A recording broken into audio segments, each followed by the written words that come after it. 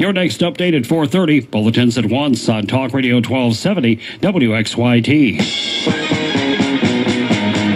Thompson on Talk Radio 1270. We got a lot of issues, a lot of proposals on the ballot in November, and we've got a bunch of them that really have to do with the same thing, the union angle. You've got 2, 3, and 4, which all touch the unions in different ways.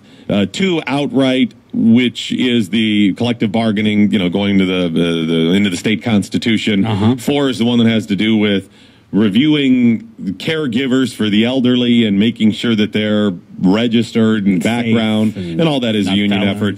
3 when it comes to the windmill green energy 25 by 25 and all of that does to a lesser extent. I want to focus a little bit on schools though.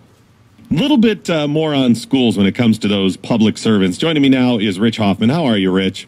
Hey, it's great. I'm happy to be in the doctor's office, but it sounds like most of Detroit's going to be in need of your doctor's services. It's a war zone there. Yeah, it's when the police come out, Rich, and say, "Yeah, don't come here." That's pretty bad. They go to a Tigers game and say, "Don't come to the city." Yeah, it's a little late, isn't it? I'm already here. Information that would have been helpful yesterday. Exactly. The reason I bring up Rich is the author of Dragon Tale, The Dragon's Tale, and did I get that right? Dragon. Tale of the Dragon. I wrote that right here. I got that wrong. Tale of the Dragon. Dragon Tale, wasn't that a TV show for kids? Tale of the Dragon. Probably was. This isn't a kid's book. Okay, very good. Rich and I met years ago. Rich is from the southwestern Ohio, and he and I met because he had done a bunch of work with school funding in the state of Ohio. And this came about because you got tired of him passing levy after levy to fund the schools, right? Right. Yeah, there was no end to it. There's no plan. And the education system kind of tied up with what you're dealing with there with the police unions.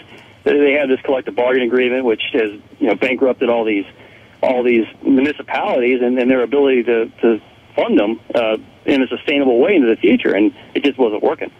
And, of course, you guys had Senate Bill 5 that ended up getting voted down last year at this time. Right. We passed it as a law, and then the unions got together to repeal it, and then we lost it. And then as a result of that, a year later, we're having massive layoffs because they're not able to break free of those shackles of the collective bargaining agreements. And a lot of them had to do with the step increases where teachers are automatically getting raises and different things, as opposed to, we've got to find a way to balance it.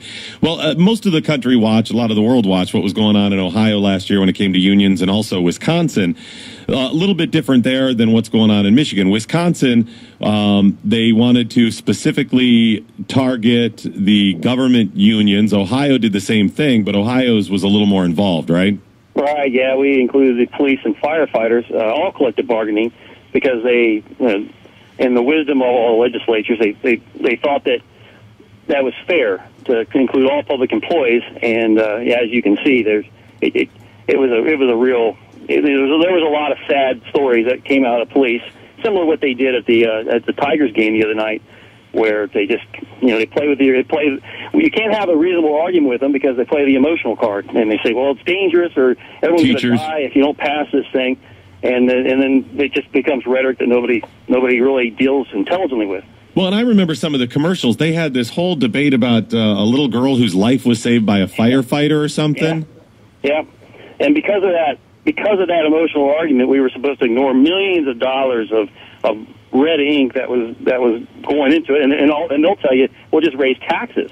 Well, part of the reason why, I think you can agree with me, part of the reason Detroit's in trouble is because they pushed all their business away.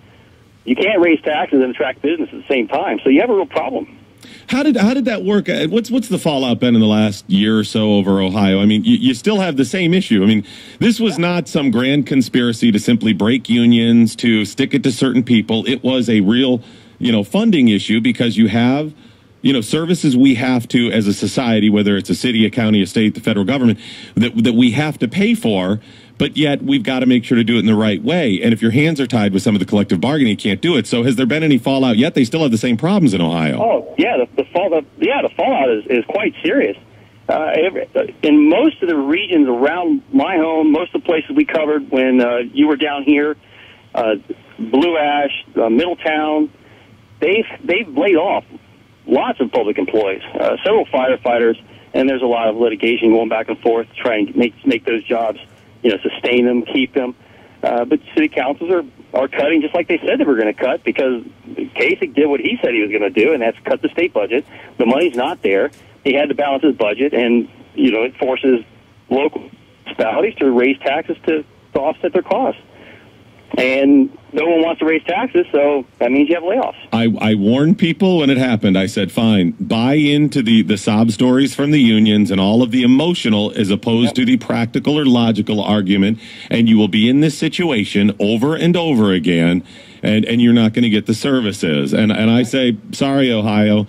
You get what you voted for. Have a good time with it. It's done. But Rich, I got to tell you, I was born and raised in northeastern Ohio, so an area that you're born and raised in, usually, it's home to you on some level.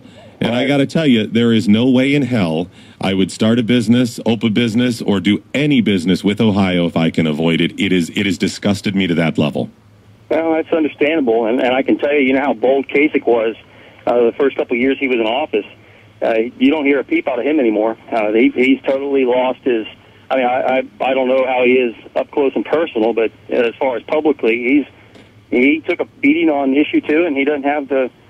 He really hasn't come out and done anything aggressive lately.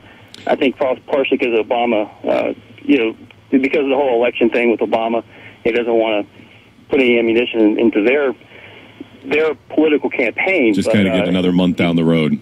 Yeah, he took a real beating, and he's pretty much shut up, and it's kind of sad because no one's ever really he at least tried to solve the problem. They might not like how he did it, but he put it on the table, and at least we had a discussion about it, and now it's all went away, and businesses are now going over to Indiana because they have they just passed their their right to work legislation, and it's hurting. And Ohio is one of the highest tax states across the board because they're high in notable in every category. If you look at some states, they may have a very high income tax, but that's primarily how they fund the state government, and there's not a lot of taxes other ways. Some have a high sales tax or whatever, and Ohio is near the top on all of them. And why would I live there? Why would I settle a business there or anything else? Last year you mentioned when this whole thing rolled out, and I said about the girl who was saved by the firefighter and all of this. Rich, they just started when it comes to Proposition 2 that's going to be on the ballot in a month for Michiganders. They just started with all of the safety argument.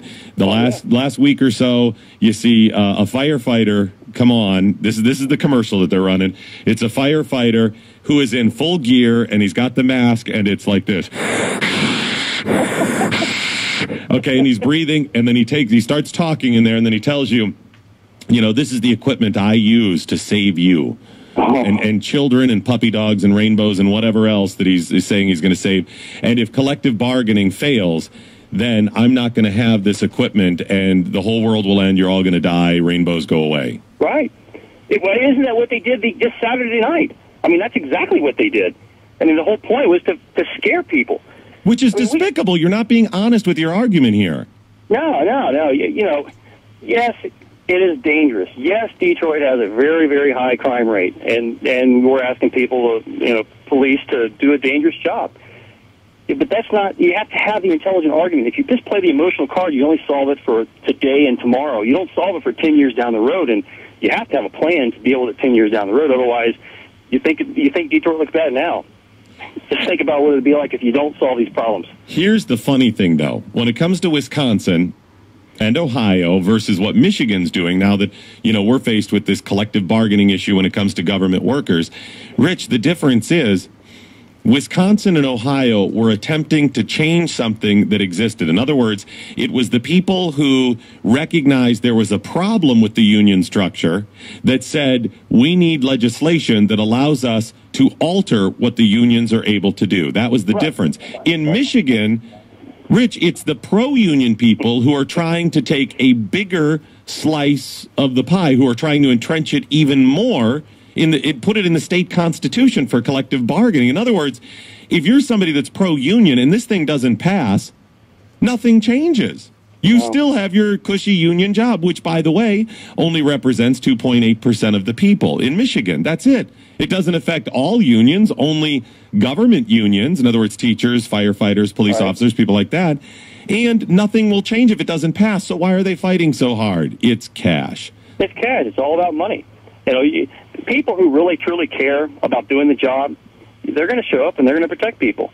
But to say that, well, you know, Detroit's dangerous, don't come to the game because if you don't pass this proposal 2 or whatever it is, if you don't pass that, then, you know, we're going to give up on Detroit. It made it sound like it was Robocop. I mean, isn't it the plot line to Robocop? Yeah, you're right. That really is. Right. Which they're making a new Robocop now. So maybe maybe this was all just promotion for the movie. It's Hollywood setting up a good storyline. Yeah, because that was the plot line, wasn't it? Yep. They had to have Robocop because all the cops were on strike. Yep. We're talking with Rich Hoffman, author of Tale of the Dragon. Now, as I told you, I first met Rich when issues like this were coming up in Ohio. You know, the union thing came down to teachers, and Rich was on the front line to try to stop some of this stuff, laying out some really compelling arguments that teachers, in many cases, are not getting screwed over when it comes to funding. Teachers, you know, are not losing, you know, equipment or whatever. That's not the case. But since then, Rich has written this book, Tale of the Dragon, which I want to have him on for 2 reasons. I want to tell you about his book. It's pretty interesting. And then second of all, becoming an author, that's got to be pretty cool. So tell me about Tale of the Dragon.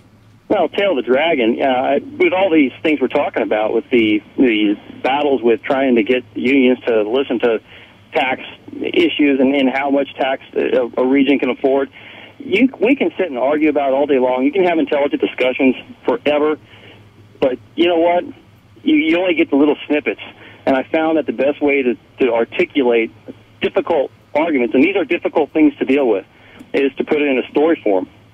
So I was doing some long-distance motorcycle riding, and I was happening down the Smoky Mountains, and I was at an actual place called Tale of the Dragon, and it's a really, really, really neat place.